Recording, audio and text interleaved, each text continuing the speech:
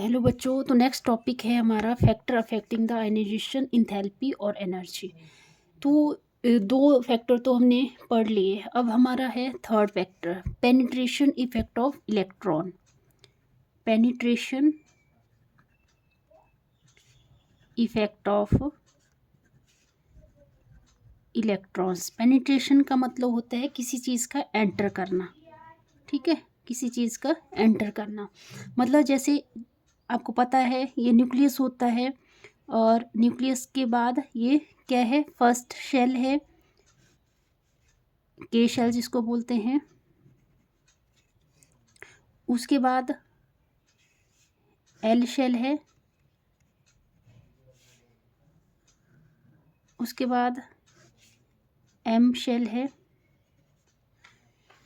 ठीक है, तो ऐसे ऐसे इलेक्ट्रॉन को फील किया जाता है। जैसे सबसे पहले इलेक्ट्रॉन कहाँ आता है, एस ऑर्बिटल में आता है। ठीक है, उसके बाद जैसे पहले ऑर्बिटल किस में आता है, 1s में आएगा। 1s में 2 इलेक्ट्रॉन कंप्लीट हो जाएंगे, फिर जाएगा 2s में, 2s2, 2s2 और 2p6, मतलब ये आ गया आपका सेकंड शेल। सेकंड शेल में कितने इलेक्ट्रॉन फिल कर सकते हैं, 4 5 6 7 8। ठीक है, और मान लो यहाँ पे आ गया 3s। 3p के बाद किसकी एनर्जी होती है, s ऑर्बिटल की, तो 3s। मान लो इसमें 2 इलेक्ट्रॉन है। ठीक है, तो ऐसे इलेक्ट्रॉन को फील किया जाता है। पेनिट्रेशन का मतलब होता है सबसे पहले, और जो इलेक्ट्रॉन है वो किस में जाएगा, s ऑर्बिटल में। ठीक है, तो s ऑर्बिटल में जाएगा, उसके बाद किस में जाएगा, p ऑर्बिटल में, उसके बाद d ऑर्बिटल में, उसके बाद f ऑर्बिटल में। तो बोलने का मतलब ये है कि न्यूक्लियस से जो नज़दीक, सबसे नज़दीक s जो ऑर्बिटल है, ठीक है, s ऑर्बिटल है, उसकी क्या है, आयनाइजेशन एनर्जी ज़्यादा होगी, क्योंकि न्यूक्लियस से जो इलेक्ट्रॉन की जो अट्रैक्शन होती है वो ज़्यादा होती है। ठीक है, जिसकी वजह से इलेक्ट्रॉन निकालने के लिए बहुत एनर्जी यूज़ करनी पड़ती है। ठीक है, तो हम क्या बोल सकते हैं कि जो s ऑर्बिटल है उसकी आयनाइजेशन एनर्जी की जो वैल्यू है वो ज़्यादा आएगी, फिर उससे कम p की आएगी, उससे कम d की आएगी, उसके बाद f की आएगी। तो हम क्या बोल सकते हैं, जो आयनाइजेशन एनर्जी है वो डायरेक्टली प्रोपोर्शनल किसके है, पेनिट्रेशन इफेक्ट ऑफ इलेक्ट्रॉन के। ठीक है, समझ आ गया आपको ये पॉइंट। ओके, फिर है फोर्थ पॉइंट, स्क्रीनिंग और shielding effect of inner electron. Screening और शील्डिंग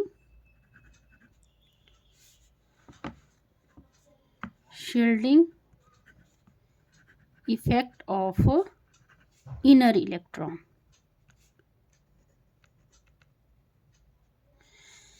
तो देखो, शील्डिंग का मतलब ही क्या होता है, मतलब किसी चीज़ को, जैसे ये हमारा न्यूक्लियस है, न्यूक्लियस के बाहर क्या है, 2 इलेक्ट्रॉन हैं। मान लो ये 2 इलेक्ट्रॉन हैं, तीसरे सेकंड शेल में 8 इलेक्ट्रॉन हैं।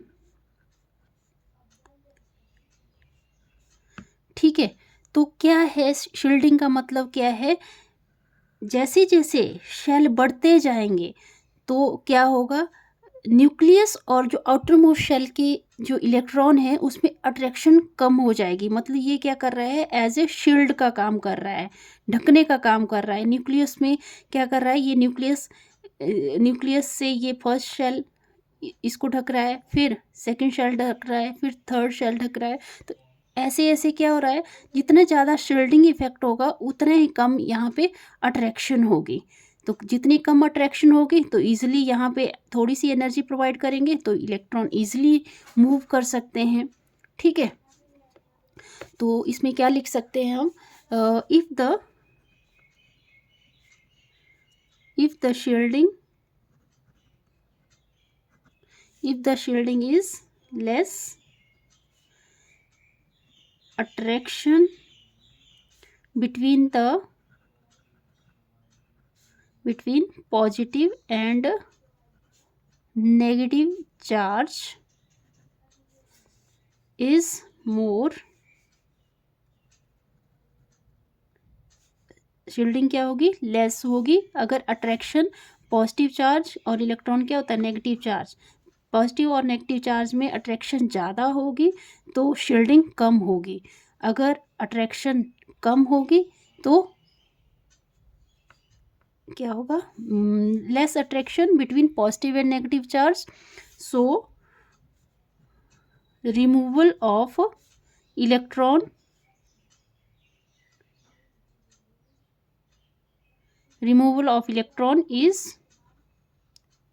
is not easy, and we have to give large amount of energy. We have to give large amount of energy. ठीक है, अमाउंट ऑफ एनर्जी या आयनाइजेशन एनर्जी जिसको हम बोलते हैं। ठीक है, बता दिया मैंने इसको। तो इसको हम कैसे लिख सकते हैं, ionisation energy is inversely proportional to shielding effect.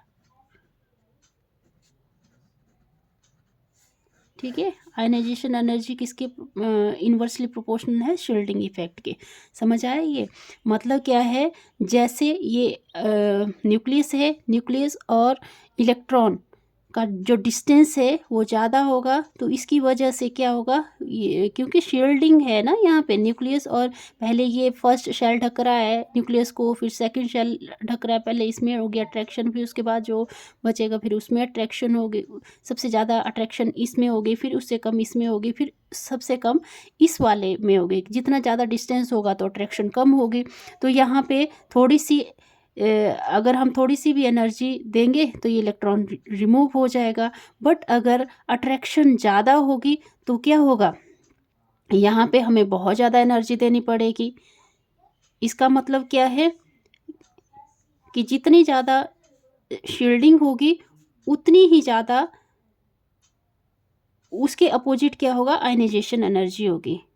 ठीक है, फिर है third, arrangement of electron. Arrangement of electron,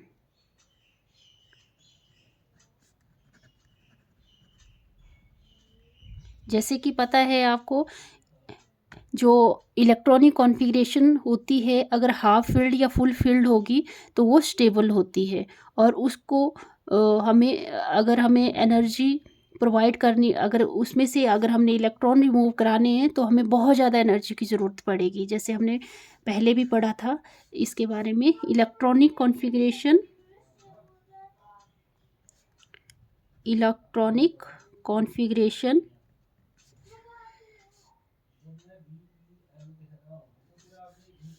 half filled electronic configuration, ऐसे लिख लेते हैं, half filled and fully filled electronic configuration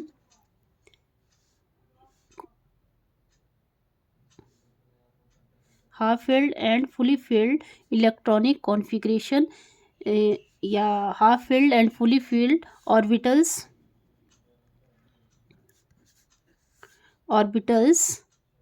are more stable, and so we have to give a large amount of energy। जैसे आप इसका case कर लेते हैं नाइट्रोजन का एटॉमिक नंबर होता है 7 और इलेक्ट्रॉनिक कॉन्फ़िगरेशन होती है 2 5, मतलब 1s2 2s2 2p